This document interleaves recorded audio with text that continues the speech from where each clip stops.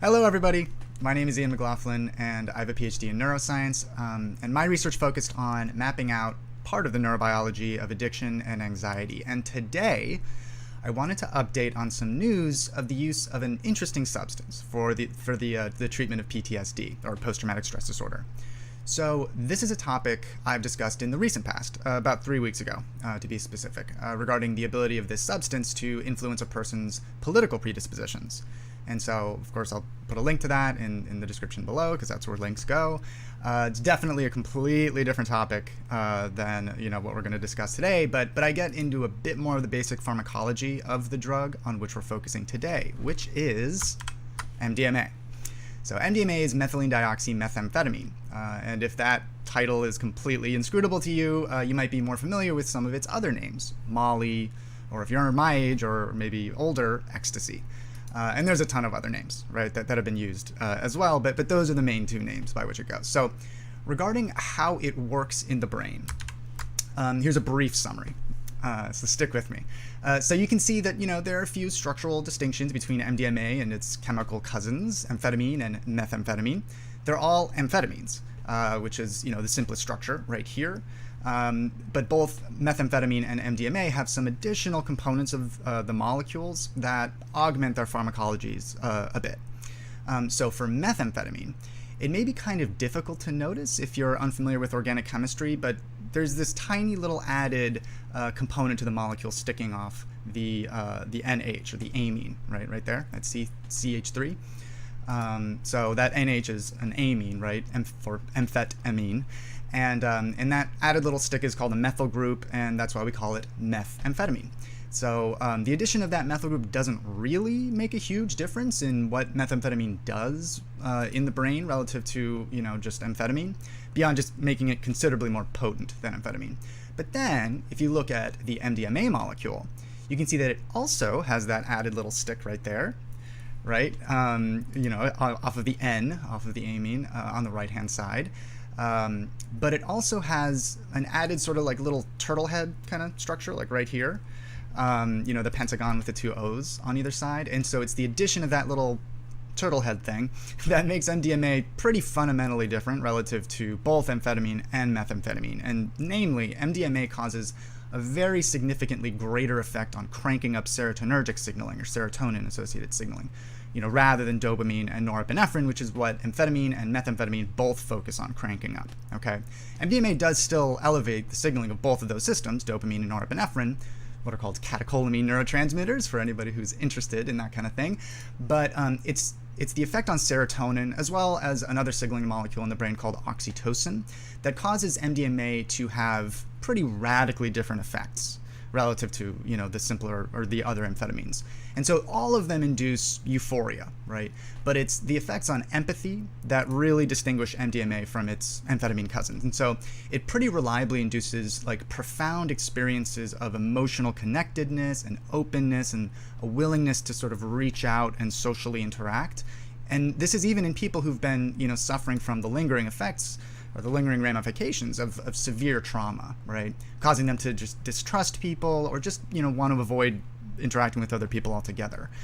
And so, just to be clear, like the neuropharmacology, or in other words, what a drug does once it gets into the brain of MDMA is quite a bit more complicated than just that and just what I've enumerated there. It not only causes increased serotonin concentrations in synapses, enabling serotonin itself to bind serotonin receptors more, but it also binds a whole bunch of serotonin receptors itself, right?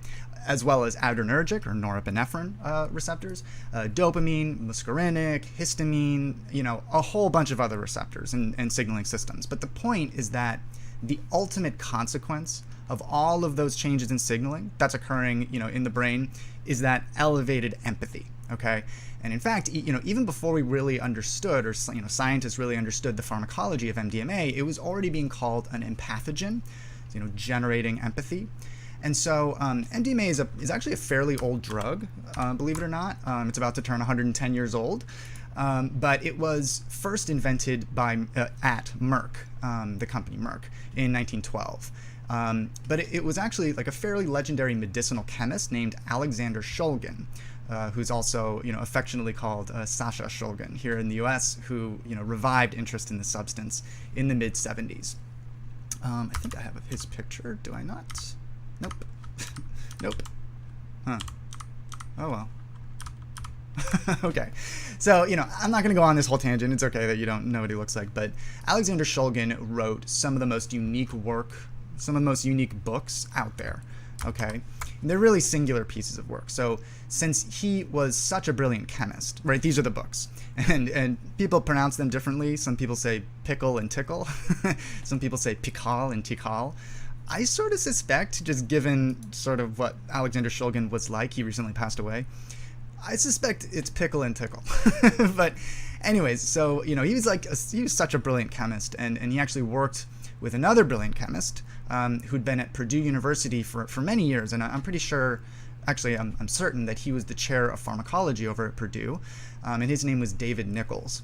And so, anyway, since they were both such brilliant chemists, Shulgin would literally synthesize like entire families of substances, right, of drugs, and then like literally test them out on himself. And then, often a small group of friends as well. And so he would journal all of those effects in these books. And these aren't the only two books that he's written, but they're the sort of the main ones. And so, sometimes the effects of the substances would be extremely interesting, sometimes very pleasant, and sometimes potentially useful, right? As is potentially the case with MDMA. And so, it's really the kind of science from a bygone era, right? Nobody does that kind of thing anymore, or at least nobody publicly does that kind of thing. But he was really the only person in the world who, was both able to do the chemistry, but then also gain access to all the tools, all the equipment, needed to actually synthesize all these structures. All while the DEA, the Drug Enforcement Agency here in the United States, sort of magically, left him alone, despite the fact that he was very clearly synthesizing, obviously illegal substances. And he did have some run-ins with the DEA, but not really that significant. So if you're interested in pharmacology or neuroscience, and even if you have zero interest in this whole domain of substances, mind-altering substances, these books are worth checking out. They're really interesting. I still have the copies that I got before I went to college. Okay, so with that nerdery out of the way, and we can make these books disappear. So with that sort of backstory out of the way, if you were at all familiar with this substance, with MDMA, before its sort of recent renaissance in science, you likely associated with raves and dance parties, particularly during the 1980s and the 1990s, at least in the United States. It became so popular, in fact, that it led to a certain senator at the time named Joe Biden to sponsor legislation termed the Rave Act in response to this surge in interest and illicit use of MDMA. And so the Rave Act stands for Reducing Americans' Vulnerability to Ecstasy Act. So they literally named, or he, or whomever actually wrote the legislation, literally named it after ecstasy, and the place at which people took the drug. So this, the Rave Act was ultimately incorporated into a larger package of legislation that basically just increased the penalties associated with a whole variety of substances, including MDMA. That's how popular this substance was, right? So once again, if you want a deeper dive into some of the basic pharmacology of MDMA, check out the video that I linked below. If you're a neuropharmacology nerd, I think you'll dig it. But in that same video, I mentioned an organization called MAPS. So MAPS stands for the Multidisciplinary Association for Psychedelic Studies.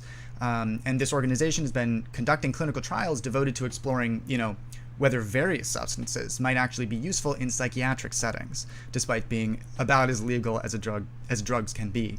And so these are substances that are essentially taboo or verboten, in science.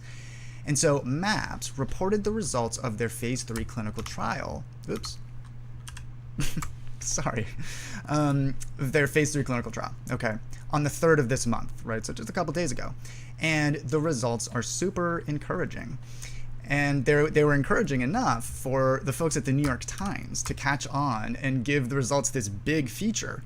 And so, it's probably because everybody in my life knows that I'm particularly interested in this effort to explore new pharmacological strategies to treat psychiatric conditions. And just I'm interested in neuropharmacology in general, right? I'm a card-carrying neuropharmacologist, right? But so as a result, I had like literally like a dozen people send me this article all on the same day. And that includes my dad, who reliably sends me some of the coolest articles that I tend to miss. And so for me, it's super exciting that this project has kind of penetrated the popular press to this extent. And so before we jump into the results themselves, I have to admit that I don't love the fact that they're calling MDMA psychedelic. Like, I know why they're doing it, and I don't hate it, right? But, grouping MDMA in with substances like LSD or psilocybin, and magic mushrooms, it just doesn't quite make sense, at least from the perspective of, the subjective effects of, that these various substances induce. So this is probably a distinction that matters to like 12 people in the world. But I do think it's worth acknowledging that substances like LSD and psilocybin, they alter one's state of consciousness considerably more than MDMA. And, of course, I'm talking about when these substances are taken at like standard doses. And if you don't agree, you can check out a talk that includes a person named Rick Doblin, whom I've actually met very, very, very briefly. And I've linked this talk again below, where links go. And so, this isn't to say that MDMA doesn't powerfully alter one's state of consciousness. It totally does. But, relative to the more like classic psychedelics, the sensory perceptions, particularly like the visual experiences, they're just not as altered by MDMA as they are by, substances like LSD and psilocybin. And, this almost certainly seems like a semantic point to someone who's unfamiliar with these various substances, but I actually think that effect is likely fairly intimidating to like a non-trivial proportion of folks who are entirely uninterested, or maybe they're averse to the hallucinogenic effects of various substances, but those same folks might benefit from the non-psychedelic effects of a substance like MDMA. But it goes beyond just like the sensory hallucinations that the more classical psychedelics induce, right? MDMA doesn't really cause the same kind of cognitive effects that, the other substances that I've been listing do. It doesn't really break down a person's like sense of identity or their sense of self or their ego, as it's sometimes called. And so the other speaker in that talk that I've linked below discusses these distinctions in greater depth. But the point is that, someone who's administered MDMA just isn't signing up for the same experience, right, that someone who's been administered LSD or psilocybin has signed up for, okay? So why would I bring up Rick Doblin? So Doblin is the founder and executive director of MAPS. And, when I say I met him, like I anxiously walked up to him and introduced myself, basically like immediately out when I'd finished college. This is before I started grad school, went into neuroscience, and it was at a talk that he gave in Boulder, Colorado. And he is incredibly approachable and personable. He's one of those guys who makes you feel like they're 100% focused on you, right, when you speak with them. Their attention doesn't drift. They're not like clear, obviously thinking about, the next person with whom they're going to talk or, whatever. Like, he's just a super nice guy and probably could be a great politician, and maybe still will be. Who knows? But so I had several other interesting conversations at that event, and maybe I'll reference them in the future, involving completely different substances, and Rick Doblin tends to attract like interesting people, right, just around him in his orbit. And so, suffice it to say that Doblin's talk, as well as my interaction with him, just made me always keep an eye on what was coming out of MAPS. Okay, so what's the news? Well, it looks like MAPS is about to publish a paper in Nature Medicine, okay, the journal Nature Medicine, that details the results of their most recent phase 3 clinical trial. And so, to be clear, like, publishing in Nature Medicine is sort of like winning the Super Bowl. It takes a whole bunch of skill and planning and perfect execution over a long period of time to even get there, to like seriously submit something to Nature Medicine. And then or to get to the Super Bowl. And then, if you win the Super Bowl, you just totally nailed it, right? And, this isn't like a perfect comparison, to be clear, but it is kind of similar. Like, publishing in Nature Medicine is about as prestigious a place for this kind of science to be published. And, this hasn't been published yet, but just given all the press, and I'm guessing that, just given all the press that like MAPS has put out there, I'm guessing Nature gave MAPS the notification that it's been accepted for publication, and, they intend to publish it, right? And if that's not the case, then MAPS made a pretty critical error, But I find it kind of hard to believe that they would, just given how much experience they've, as an organization, they've had in clinical trials so far, right? It's not like this is a new world to them. They wouldn't go out and make these announcements if they weren't pretty confident that it was going to be published. So here's what MAPS is reporting. Participants in their study who received MDMA-assisted therapy reported a significant reduction in symptoms of PTSD relative to the participants who received placebo, right? That was associated with therapy. So to be clear, all of the participants received therapy, okay? But some received MDMA and some received a placebo. And in case you're unfamiliar, maybe you've heard that word but you don't know what it means. A placebo is, basically in this case it would be a tablet that has like nothing in it with any kind of psychoactive effect. Sometimes people call this like a sugar pill.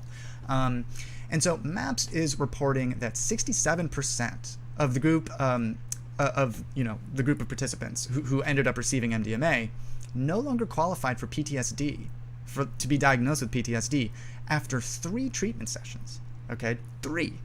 So this is compared to 32% of the group who received placebo, no longer qualifying for the diagnosis. A testament to the quality of therapy, arguably, but that's a pretty significant difference. And so, interestingly, Dr. Jennifer Mitchell, who is the lead author of this upcoming paper, the person who really did manage the majority of the work. When you see a list of scientists under a publication, the one that's listed first, sometimes also the one that's listed second, they're like the main people who are in charge of this series of experiments. And so Dr. Mitchell notes the following. I'm going to quote Dr. Mitchell. People with the most difficult to treat diagnoses, often considered intractable, respond just as well to this novel treatment as other study participants. In fact, participants diagnosed with the dissociative subtype of PTSD experienced a greater reduction in symptoms than those without the dissociative subtype. That's the end of the quote. So that's an exciting prospect, right? A group of patients for whom clinicians have had substantial difficulty, successfully providing care, to successfully treat, right? They responded pretty well to the MDMA-associated therapy. That's awesome. Right? That's progress. And so, a little bit more on the trial. So this was a randomized, blinded trial for 90 patients total with severe chronic PTSD. And so the participants included combat veterans, first responders, victims of sexual assault, mass shootings, domestic violence, or childhood trauma. Okay, and so as I said earlier, they received 3 treatment sessions of talk therapy, each of which are 8 hours long. And the treatment was administered by 70 therapists who were trained for this particular treatment. They knew what to expect when it came to MDMA and everything. And the participants were either administered MDMA or a placebo. But so just one 8-hour long treatment session is no joke. That's quite a bit of a day devoted to psychiatric treatment. And so the trial was conducted across the U.S., in Canada, and in Israel. So before they even started the MDMA treatment, participants had some initial sessions with the therapists, some preparatory sessions. And the goal was to prepare them for the big day, right? When they'd either received, therapy or, with or without MDMA. And so ultimately 46 of the study participants received MDMA, while 44 received placebo, so almost half and half. And they gauged the efficacy of MDMA on how the status of the patients changed from their initial baseline, right? Of course. And that change included more than just self-reported emotional status, right? So they weren't just saying yeah, I feel better. Part of their evaluation criteria included things like changes in work or in school or, social status, changes in family life, these types of, more objective measures. And so evidently the trial's going to report no significant safety concerns or adverse events.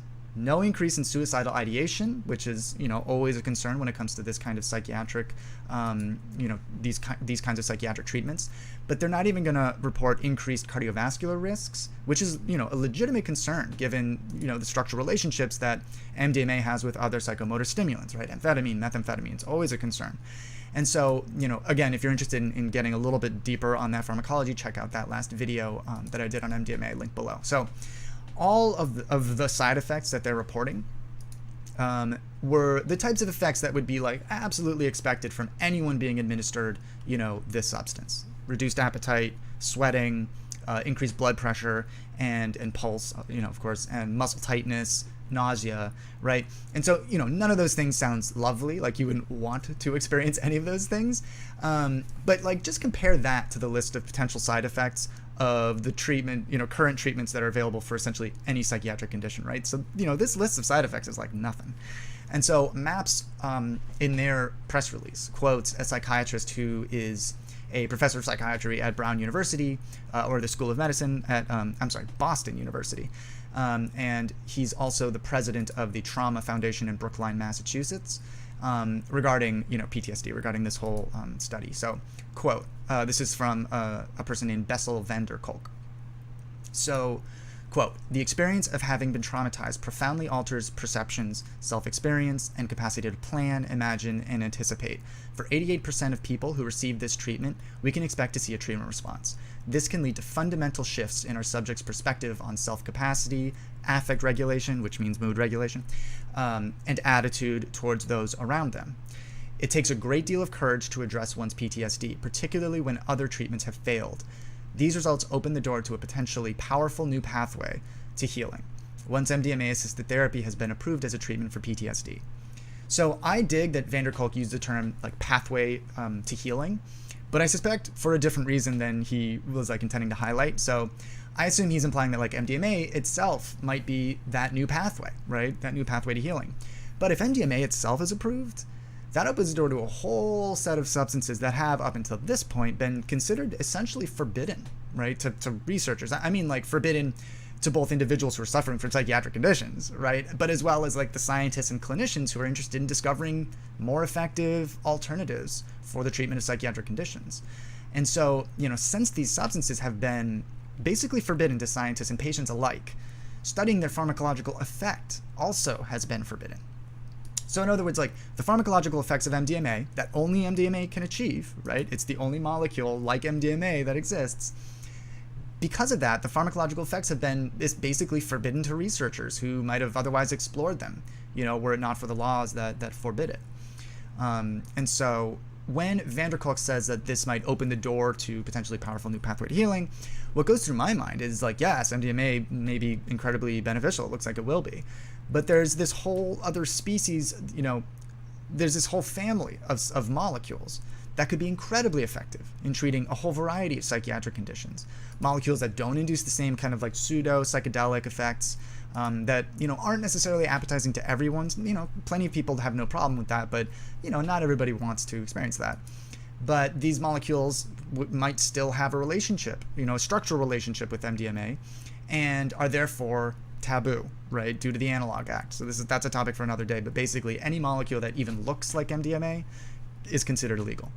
And so I mentioned in my last video about MDMA, again, just a couple weeks ago, the group is currently recruiting for a second phase 3 clinical trial. So I've included the link below in case anybody's, thinks that they might be a candidate, that they might want to sign up to see if maybe they can receive this treatment for PTSD. And that said, MAPS is evidently anticipating an approval of MDMA-assisted therapy around 2023. So, in other words, about 2 years, which is pretty imminent. And so, it's kind of hard to convey how like radical a shift this would be. Like if MDMA were approved for the treatment of a psychiatric condition, like it will be, looks like it's going to happen. It will be an accomplishment that I know tons of people have been working to achieve, within science, within policy, within politics, within advocacy. And, all of these people have been working, against regulatory assumptions that are based on some of the early uses of the substance before we really understood what it was or what it could do, how it could be used. But, if we were to apply the same standard to all drugs that's been applied to MDMA, Adderall, amphetamine, Ritalin, methylphenidate, they would be as illegal as a drug could be, right? Let alone opioids like oxycodone in OxyContin and Percocet, hydrocodone in Vicodin, certainly fentanyl, right? Each of which are more legal, right, in the US than MDMA is, but responsible for far more drug overdose fatalities, far more. And so, just to be clear, like I'm not suggesting that those opioids ought to be Schedule 1 as MDMA is, right? As illegal as a drug can be. Right now, MDMA is Schedule 1, right? Along with several other, frankly, kind of baffling substances, just given the sort of public health threat that they do or do not pose. what I'm suggesting is that it's past time for this country to seriously reconsider our drug policy, right? What our goals are, what the outcomes of the current strategy have been, right? Where are we today with this strategy we've been using? Where has it gotten us? And, I think it's pretty clear we need to consider how we should modify our current strategy. Okay, so anyway, so the New York Times article interviews one of the participants, and I think it's a pretty powerful account. So evidently during his first trial, he was lying on a couch with eye shades, right? Eyes covered, blindfold. And the description the participant gives, it arguably challenges my whole argument that MDMA shouldn't technically be considered a psychedelic, but the distinction still exists, and I'm happy to get into that if anybody's curious. But anyways, I find his account really interesting. So, quote, this is a quote from the article that also will quote him. So, quote, during his first of 3 sessions in early 2019, lying on a couch with eye shades and in a lucid dreamlike state, Mr. Ostrom, that's a participant, encountered a spinning, oily black ball. Like an onion, the ball had many layers, each one a memory. At the center, Mr. Ostrom relived the moment in Iraq, he said.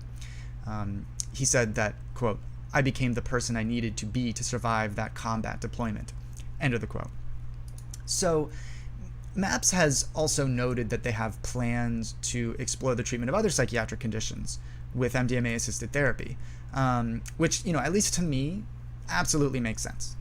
Just given what I know about how various psychiatric conditions share at least some neurobiology,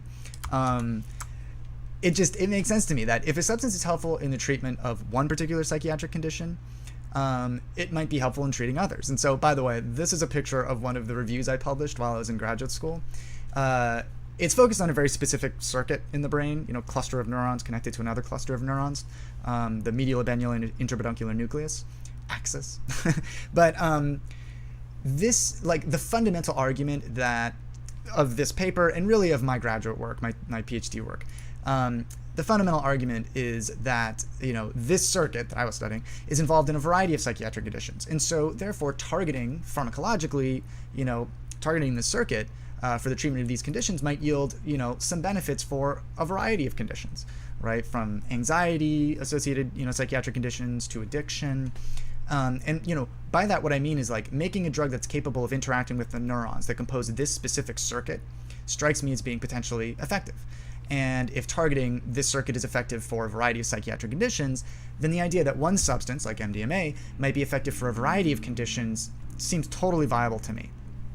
Okay, so the New York Times also quotes Gul Dolan, Dr. Gul Dolan, who's a neuroscientist at Johns Hopkins School of Medicine, which is one of the best medical institutions in the world. And she's a very accomplished neuroscientist. So the New York Times quotes Dr. Dolan as saying, quote, "This is about as excited as I can get about a clinical trial. There's nothing like this in clinical trial results for a neuropsychiatric disease." End quote.